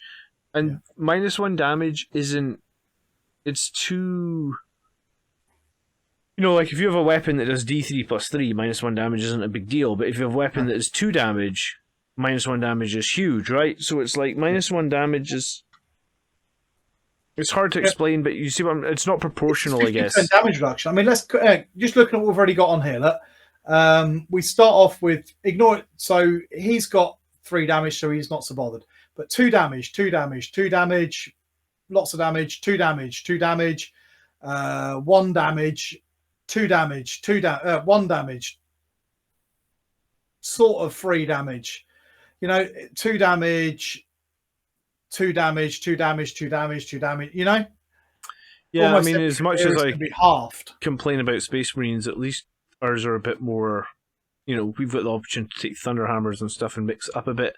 I don't like the trend of -1 damage, Tony. I guess, like, it's too, it doesn't work proportionally, right? Like, I like it more than I like the sheer amount of, like, various built-in transhumans that are flying around at the moment.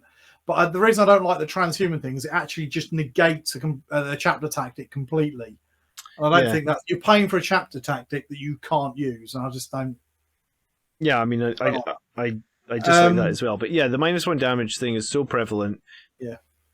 Maybe Trajan's better than these guys, just because Trajan's better than these guys. They do suffer to -1. They do. Their melter damage rockets are pretty good, D3 plus 3, but they are strength 8. Which means that they're only wounding on a 4-up against toughness 8 stuff. They do suffer as an army, apart from sort of the coming to the dreadnoughts and things. They do suffer as an army against toughness 8. Yeah, I imagine they could probably suffer a little bit against Death Guard as well, because they're high. If they start running a load of Plague Burst crawlers, they become a real problem for Custodes to deal with. I was also going to say the Contagion probably really hurts them as well, because one of their main things is their additional toughness. I don't actually play either of those armies, so it's funny because we're seeing Custodes do really well in the tournaments at the moment, But I do wonder if part of that is the armies that they're really quite weak against are things like Death Guard, and Death Guard aren't that prevalent at the tournaments. No, they're really not. The armies that they're really good against are things like Drakari and Admech and that, which are quite prevalent. Yeah. So I think part of the reason they're doing so well in tournaments is the other armies at top tables and tournaments are a really good matchup for these guys. Yeah. And the armies that these guys struggle against, we're not seeing in the tournaments at all.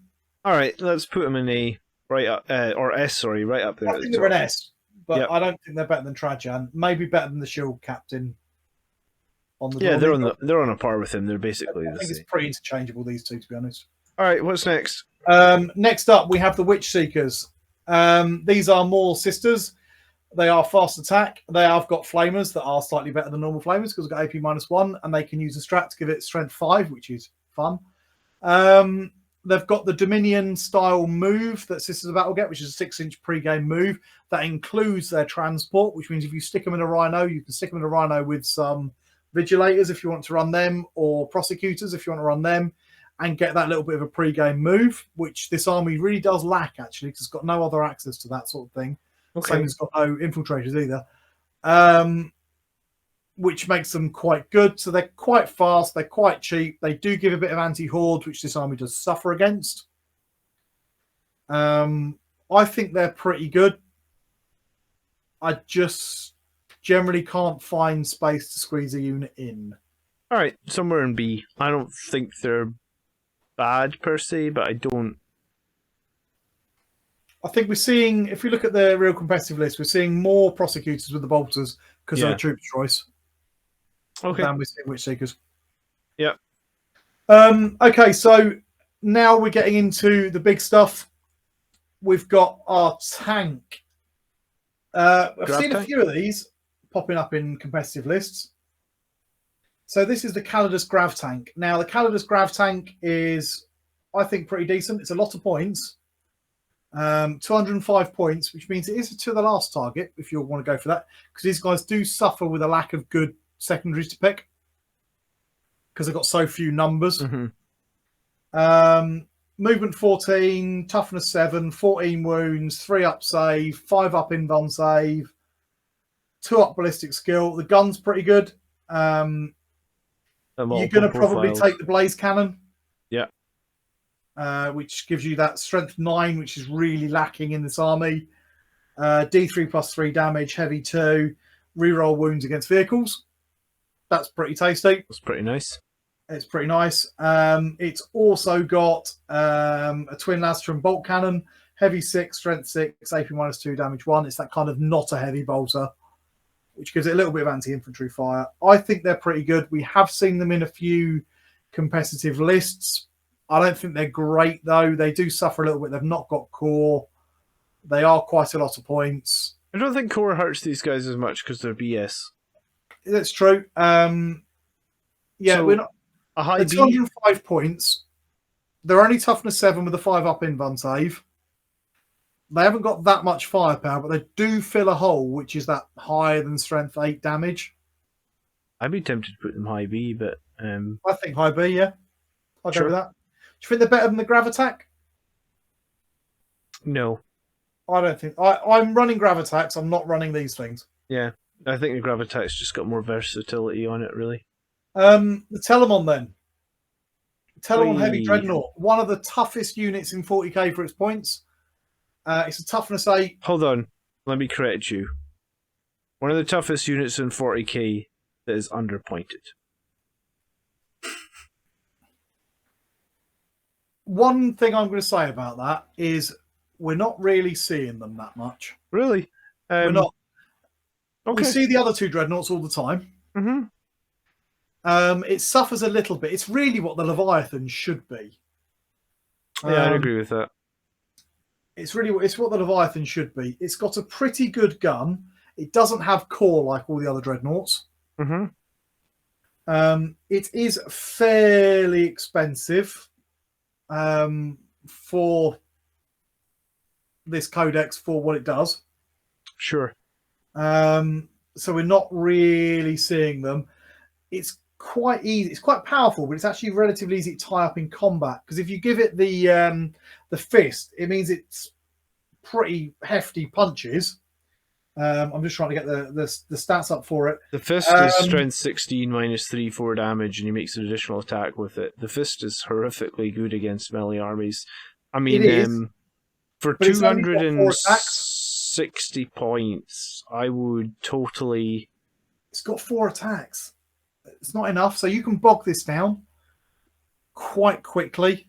I mean, I guess against certain armies, but then remember, you can shoot in combat now, so that... You can shoot in combat, but his gun, again, is... If you're going to give it the storm cannon, which I think most people do... I think that's the correct choice, yeah. It's a strength 8, heavy 2 shots, damage 3, or heavy 6, damage 1, strength 7. Yeah, I mean, the strength of the Telemons, to me, is the fact that it's at 4 up and 1 save. It's -1 damage. Yep, it's toughness 8. It's toughness 8, yeah. 6 up shrug against all wounds. Yeah, and 2 up then armor save. We did see a lot for a while with the double storm cannons. But yeah, I actually don't like 15 points. I don't That think... means he's 275 points with 1. 290 points with the 2 guns. Yeah, I don't think that's the right call. I think you take 1 storm cannon and 1 fist. That's how I'm running. And you just march forward. Yeah. The bolt cannon's pretty good. The twin plasma projector in the fist is quite nice. Yeah. Because it's basically a heavy flamer.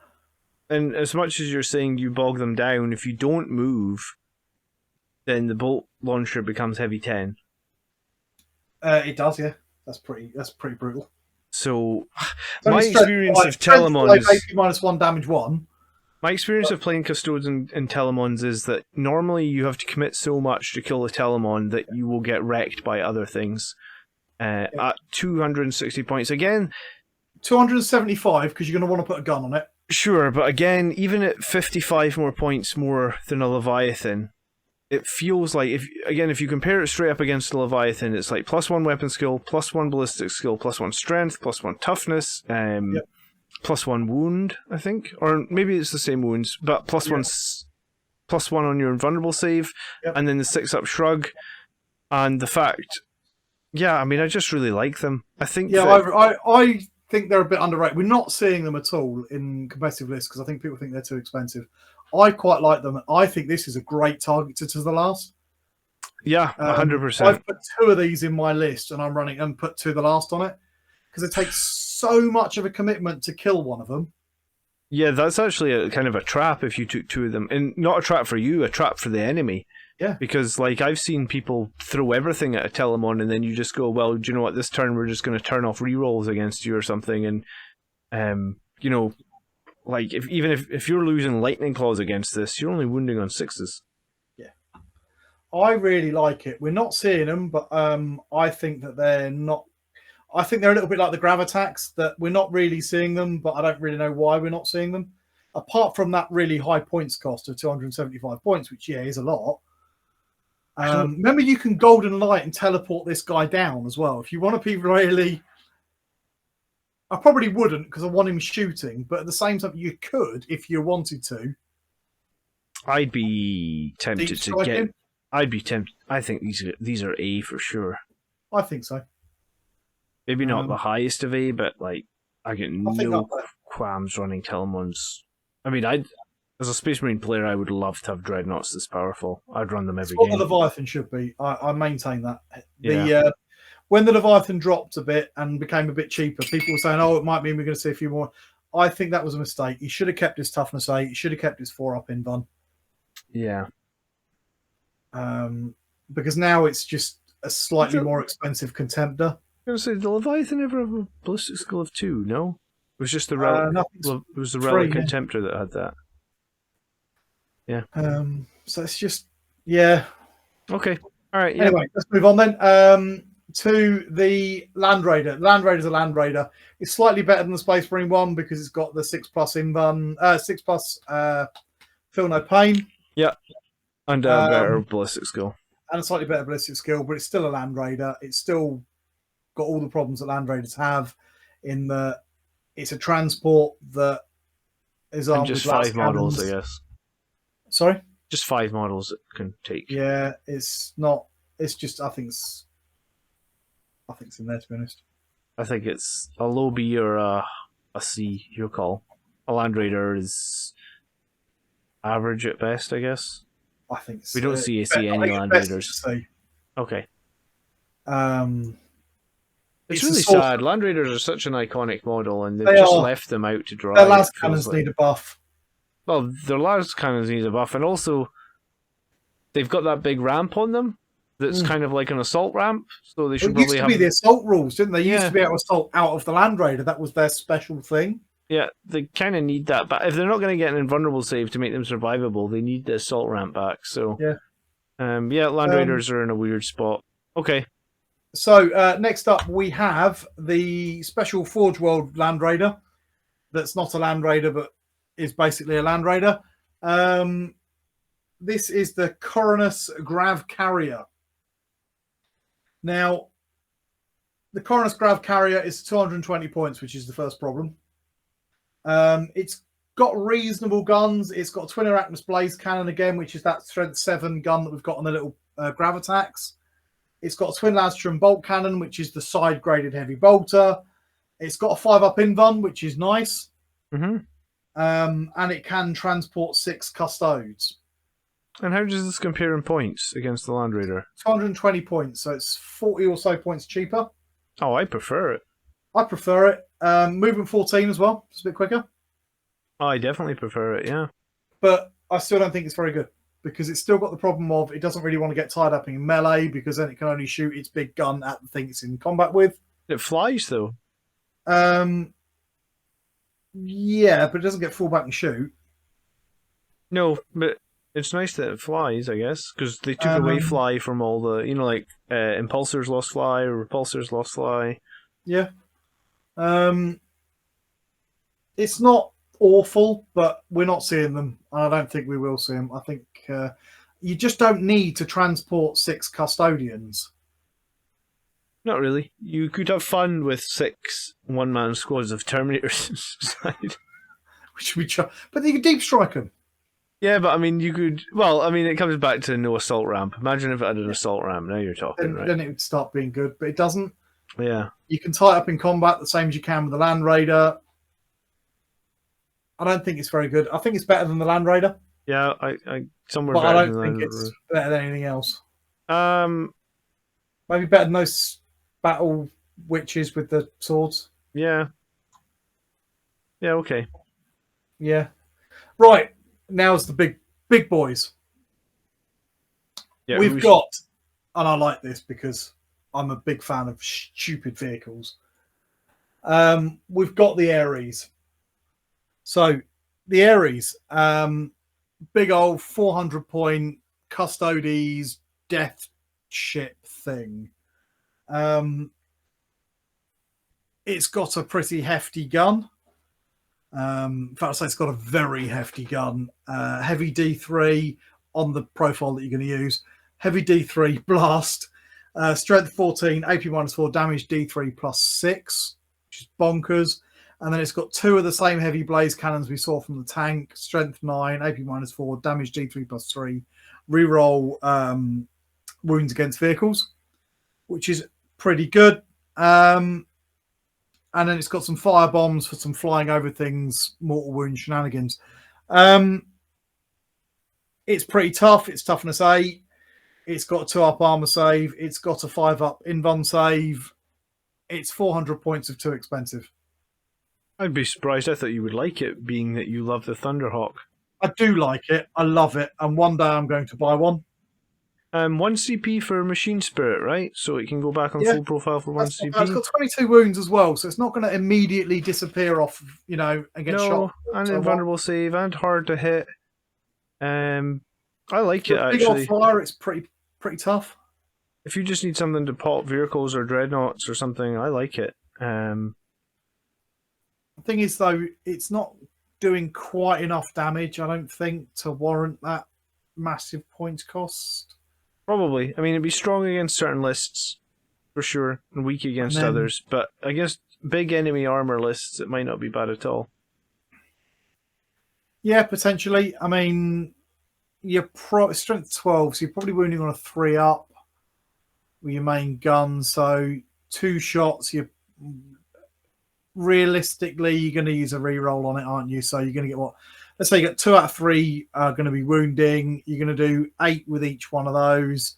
So that's 16. So you're going to do 16 damage every couple of turns. Yeah, I mean, it's got the potential to just delete an enemy armor unit straight away. Even something like a super heavy, it could. A little bit of luck. I mean, BS2 plus is kind of nice. Yeah, I mean, theoretically, you could do 24 damage to something. And that's not including the secondary guns. More, right? Yeah, the main gun could do, what, 18 plus 9? Tops. No, 27? D6 plus 3.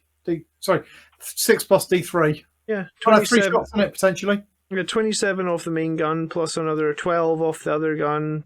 I mean, it's not inconsequential. Quite significant, no. Yeah, I don't hate it. I think I would put it in B. I think you could make this work if the rest of your list was set to make it work, if that makes sense. Yeah, I can go with that. Let's look at the last one then. The Orion dropship. This is the same flyer, really, but instead of having a big old gun, it's got troops capacity. It's got the same secondary weapons. Yep. But it trades out that main weapon for transport capacity. Yeah, 12 custodes. Or 12 custodes and a couple of and a dreadnought, basically. Yeah, it's quite a lot of transport capacity. Yeah, 12 custodes is like the rest of your army. And a dreadnought. It can't carry the Telemon. It costs 50 points more than the Ares. Could be a very nasty thing to just throw it forward right into the middle of the enemy and be like, next turn I'm going to unleash my Galatus Dreadnought right on top of you.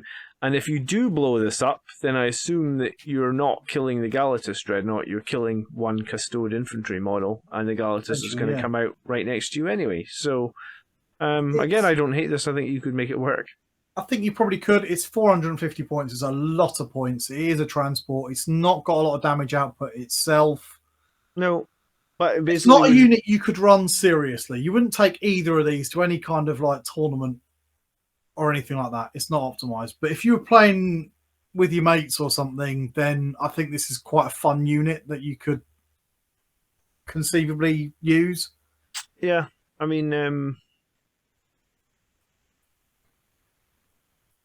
you could make it absorb all the firepower out of an enemy list, though, I guess.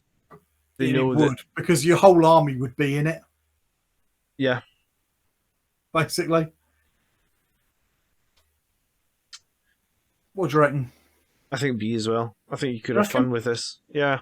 I really think you could have fun with this. I think both of these are probably C's, but I like them enough that I'll put them in B anyway. Okay, then we're agreed. B's. Because I just think they're cool. So we've got nothing in the dumpster fire. I know there's 2 units that we haven't got on here. The Rhino, it's a Rhino. It's slightly cheaper than everybody else's Rhino for no apparent reason. Okay. It's a Rhino. And I haven't got the Knight Centura because it's just a layer, but shitter. Okay. But there you go. That is the Custodes. Up in the top, we've got Trajan and the various bikes. And down at the bottom, we've got basically the Forge World things. That aren't dreadnoughts. Yeah. The Imperial armor will get a refresh at some point, and maybe hopefully it'll be a bit more competitive. It's lost a lot of its flavour, and it was the first time, I believe, that the GW rule team wrote Imperial armor, right?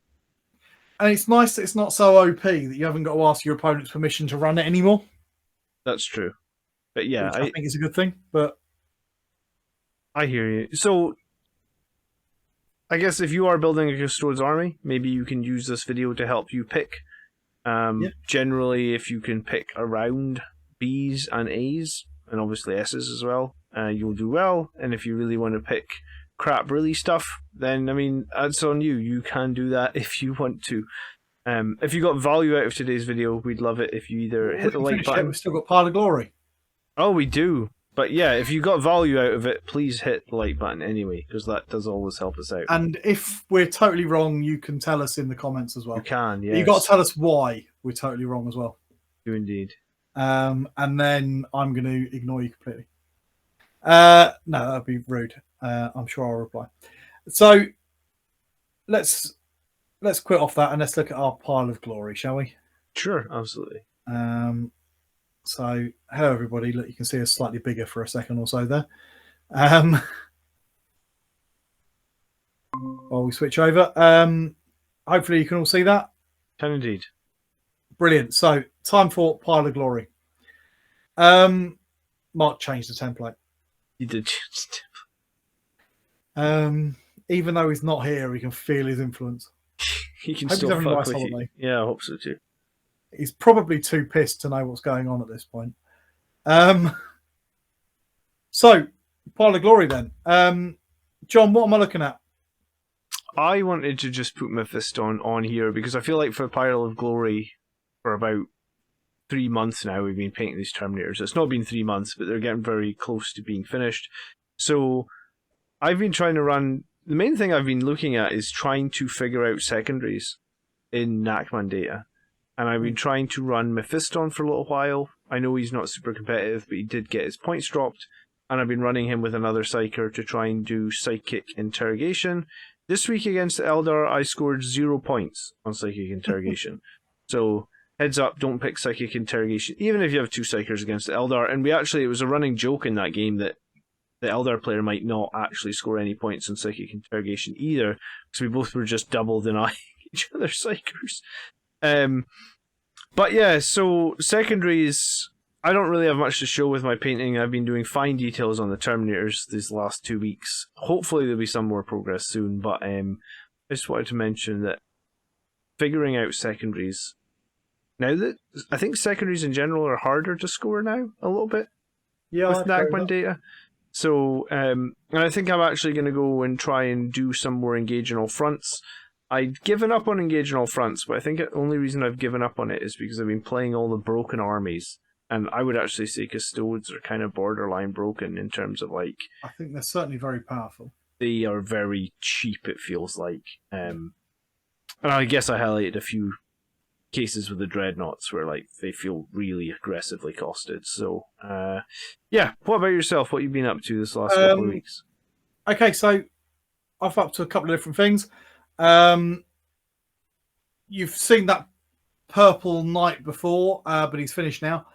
So I finished off a Knight Acheron. I painted a Knight Lancer.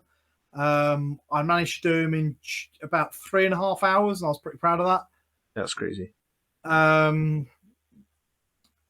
Just because I wanted to paint something myself, I've finally finished painting my Storm Talon. It still needs basing though. I like the Storm Talon. I don't know how viable it is at the moment. Probably not very, but I still think it's pretty cool. And I'm just trying out some new stuff. I ordered some stuff from Ammo by Mig, so it's a Spanish company. Okay. And I'm trying out some of their paints. They're very good. They go straight through the airbrush. For normal kind of brush painting, they're not replacing my normal ones. They are a bit thinner. They do seem to have some additives and that to them. That means they do airbrush very, very well. The things on the left are something called the oil brushes, which is like a pre-diluted oil wash for panel lining and that. I'm quite impressed with those so far. It is a lot quicker than making up your wash to do them. If you've got a lot to do, you're still going to probably be better off making up an oil wash and doing it by the old-fashioned way. If you're just trying to do some panel lines on a single model, they're really very good for that, or just a little bit of oils on something. They get quite expensive if you want to like, oil a whole model with it. Mm-hmm. Again, make it up, use your normal tubes or whatever. But if you just got a little bit to do, all the panel lines and that on that Storm Talon, you can see below I did with one of those oil brushes. And I did it while we were streaming the other night. So it didn't take me very long at all. It was much quicker than normally making up that mix and stuff. So I was quite impressed with them so far.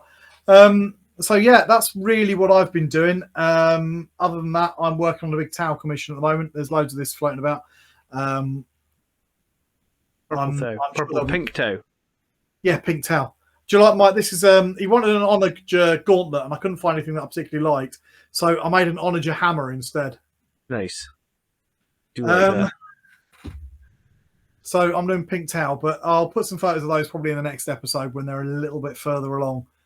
But yeah, so that's what I've been up to, trying out new paints, painting knights in silly quick time, and finishing off a Storm Talon, which I'm definitely going to use, even though it's rubbish, because I painted a lot of hazard stripes on it, and that was good sometime. And did you see the release of Chaos Knights this week? I did. I like the tusks. Yeah, I was going to say, you're going to get the box set, because you tend to buy every new box set, don't you? I probably won't, if I'm honest. I'm not really sold on Chaos Knights, but I'll tell you what box set I will be buying if it does come out. That Horus Heresy one. Did you see the trailer? I did see the trailer. That made me have a little crisis. I can't tell if that first... Like, a lot of people said online that they think that Firstborn Marine has been scaled up a bit. But it still looks a little bit chunkier than the older plastic. They like don't Mark have III, it Mark next IV. to any other model, right? So you don't know Yeah. 100%. But I guess we No, can we're see not. there has been rumours of this new Horus Heresy box set for the longest time. And It has. apparently he's going to include a Spartan tank. Yeah, well, A the plastic thing is, Spartan? what is quite interesting is those leaked photos of the old Horus Heresy one. They're the blurry ones with the Spartan and that in it. You can find in those pictures both the Praetor that they previewed and the Marine.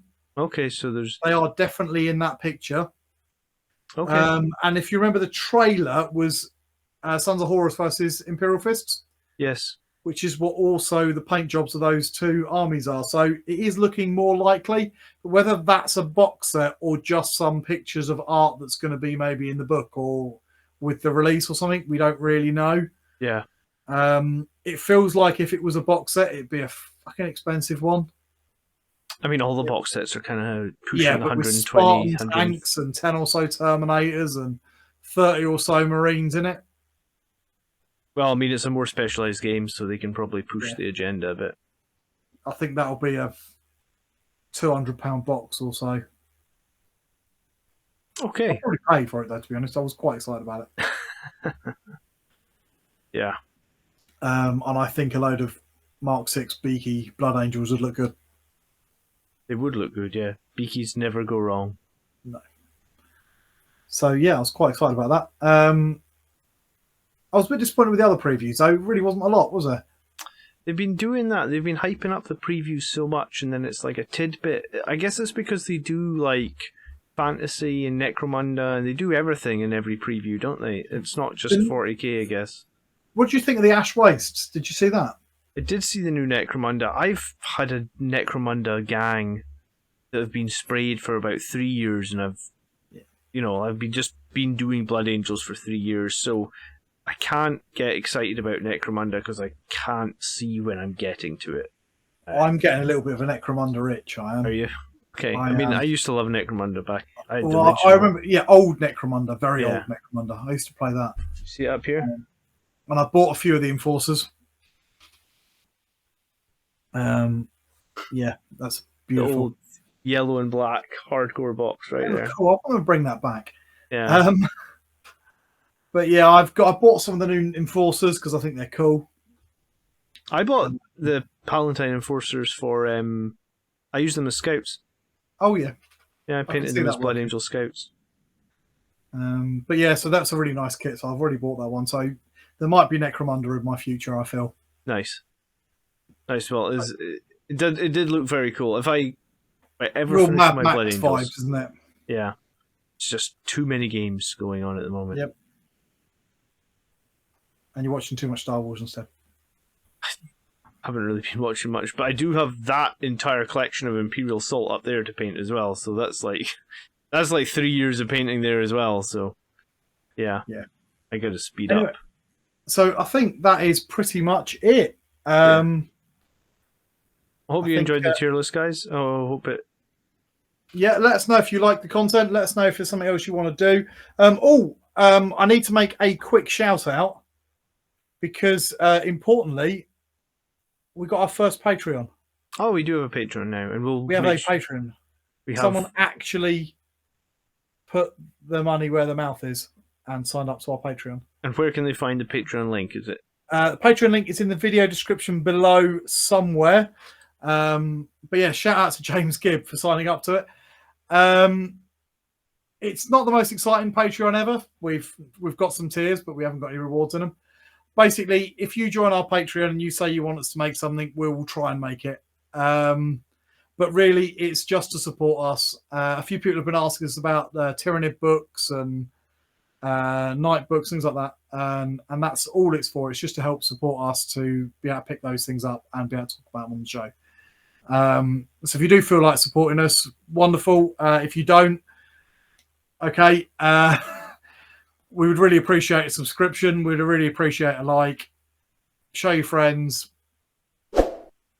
Yep, and we'll catch you in the next one. And thanks again to our first and Patreon, as you would say. And Patreon. All right, we'll catch you in the next video, guys. With Mark. Yeah, with Mark, hopefully. Peace. Cheers, guys.